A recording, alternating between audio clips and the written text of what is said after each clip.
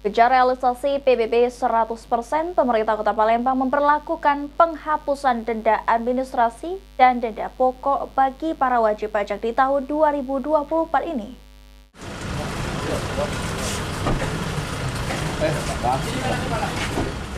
Hingga batas jatuh tempo pada 30 September 2024 lalu, pembayaran PBB di Kota Palembang belum mencapai target 100%.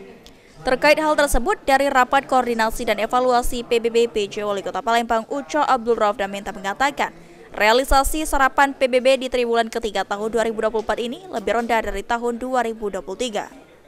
Untuk meningkatkan serapan PBB, akan dilakukan penghapusan denda bagi wajib pajak yang belum melakukan pembayaran PBB.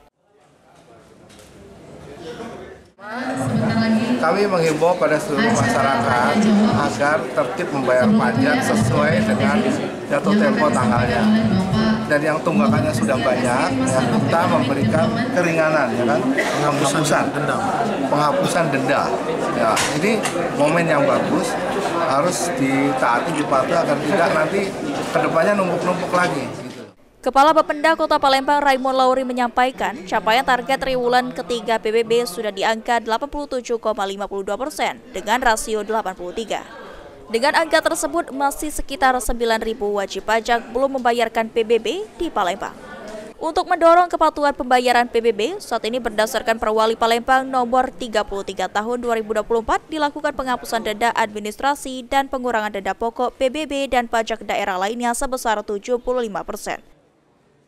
Berdasarkan Perwalian nomor 33 tahun 2024 tentang pengurangan dan penghapusan denda administrasi dan pengurangan pokok PBB dan pajak daerah lainnya, artinya ini bisa menjadikan suatu upaya untuk capaian target 100. Anugrah Sandi Pratama, PAL TV.